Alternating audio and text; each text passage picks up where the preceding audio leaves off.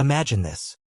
In a packed courtroom, a smug white cop takes the stand, spinning a web of lies to frame an innocent black man for a crime he didn't commit, only to watch his world crumble when the suspect reveals he's not just any man, but a decorated Navy SEAL commander who's been undercover, fighting for justice from the shadows. This heart-pounding tale of betrayal, redemption, and explosive twists exposes the raw underbelly of systemic racism and heroic valor that will leave you questioning everything. Perfect for audiences in the USA and UK craving stories that blend real-world grit with edge-of-your-seat drama. If this hook has you hooked, smash that subscribe button right now for more riveting stories like this one, delivered straight to your feed with exclusive twists, behind-the-scenes insights, and narratives that challenge the status quo. Don't miss out. Subscribe today and join thousands in the USA and UK who've already unlocked the full thrill. Your next favorite story awaits. In the sweltering heat of a midsummer afternoon in Atlanta, Georgia, Officer Mark Reynolds adjusted his crisp blue uniform, his badge gleaming under the fluorescent lights of the precinct as he prepared for what he thought would be just another routine arrest.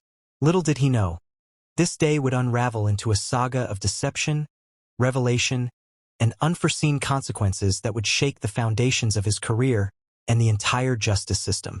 It all started when Reynolds pulled over a sleek black SUV on a quiet suburban street.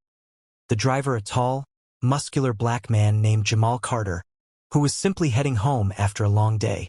Jamal, with his sharp eyes and composed demeanor, handed over his license and registration without a fuss. But Reynolds, harboring deep-seated biases from years on the force, saw an opportunity. He claimed to smell marijuana, though there was none, and proceeded to search the vehicle aggressively, planting a small bag of drugs he kept for such emergencies. Jamal protested calmly, knowing his rights, but Reynolds, fueled by arrogance, slapped on the cuffs and dragged him to the station, fabricating a story of resistance and assault to justify the excessive force. As Jamal sat in the holding cell, his mind raced not with fear, but with strategy. He was no ordinary civilian. He was Commander Jamal Carter, a high-ranking Navy SEAL with over 2 decades of service, currently on a classified leave, but his identity was buried under layers of secrecy to protect ongoing operations.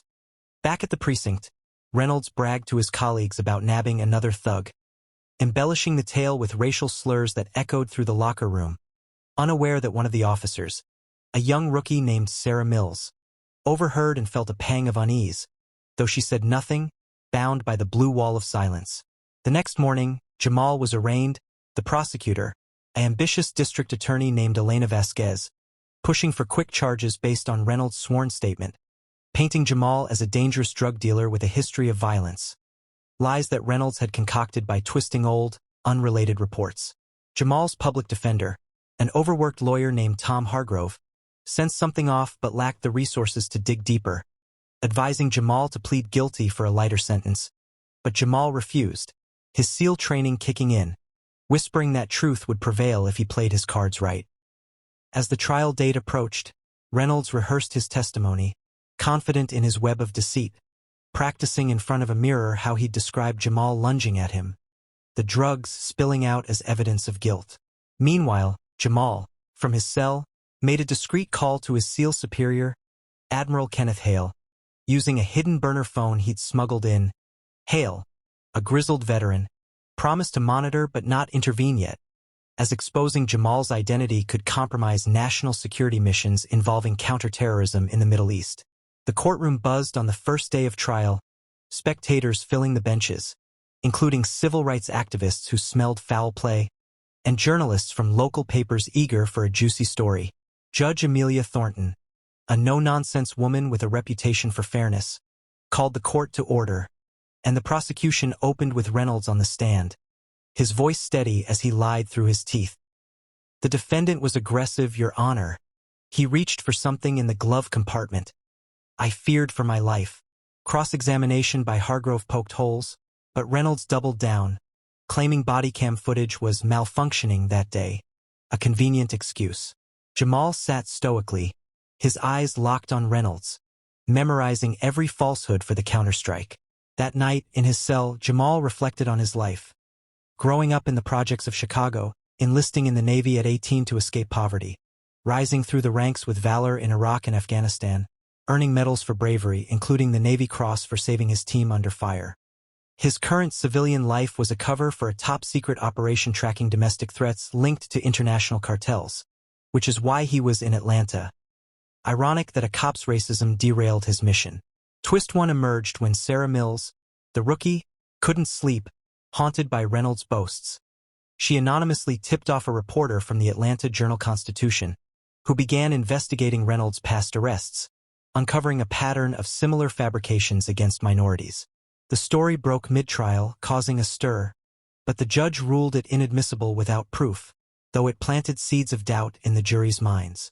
Reynolds, sweating now, accused the media of bias, but internally panicked, calling his union rep for backup. As the trial progressed, the prosecution called witnesses, convenience store clerks who saw Jamal acting suspiciously, coerced by Reynolds' threats. But Jamal's defense introduced character witnesses, including a former SEAL buddy testifying under alias about Jamal's integrity, hinting at his military service without full disclosure. The turning point came when Reynolds, under intense cross, slipped up, contradicting his own report on the timeline. But he recovered with more lies, claiming stress from the attack. Jamal, taking the stand, spoke calmly. "I did not resist. I did not have drugs. This is a setup." His voice carrying the authority of command, impressing the jury. But the prosecution hammered him on his mysterious background. Why no family testified? Jamal couldn't reveal his classified status yet. Behind the scenes, Admiral Hale mobilized, pulling strings with the DOJ to prepare an intervention if needed. Twist 2. Unbeknownst to all, Reynolds had a secret. He was on the take from a local drug ring, planting evidence to divert attention from their operations, and Jamal's SUV stop was no coincidence. The cartel had tipped Reynolds off, mistaking Jamal for a rival enforcer. This web deepened when a cartel hitman, disguised as a court spectator, planned to silence Jamal if he got too close to the truth. During a recess, the hitman approached Jamal in the hallway, but Jamal's SEAL instincts kicked in. He disarmed the attacker subtly, without alerting guards, extracting a confession that Reynolds was dirty. Jamal relayed this to Hargrove, who filed for a mistrial, but the judge denied, demanding evidence. Enter Twist 3. Sarah Mills, inspired by the media buzz, came forward, testifying about overhearing Reynolds' racist rants and admitting to seeing him plant evidence in past cases. She had hidden footage from her phone. The courtroom erupted. Reynolds denied vehemently, calling her a liar seeking promotion. But the footage, played for all, showed Reynolds laughing about framing another one, sealing his fate. As chaos ensued, Jamal stood, requesting to speak. "Your Honor, there's more. I am Commander Jamal Carter, United States Navy SEALs, on classified duty." Gasps filled the room as Admiral Hale entered with credentials, verifying Jamal's identity, revealing how the arrest compromised a major op against the cartel Reynolds protected. The judge declared a mistrial, ordering Reynolds' arrest for perjury and corruption. But Twist 4. As Reynolds was cuffed, he snarled at Jamal, "This isn't over. You people always get away," exposing his bigotry fully. In the aftermath, Jamal was exonerated, promoted for his handling, and used his story to advocate for police reform, testifying before Congress. Sarah became a whistleblower hero. Elena Vasquez switched to defense work. Ashamed. The cartel crumbled under federal raids sparked by Jamal's intel. Years later, Reynolds, in prison, reflected on his downfall, while Jamal mentored young black recruits, turning pain into purpose. Yet, in a final twist, a letter arrived for Jamal, from Reynolds' son, apologizing, revealing his father's remorse before dying of a heart attack, closing the circle of redemption. This epic unfolded over months, a testament to resilience against injustice, weaving through layers of betrayal and triumph in a world desperate for truth.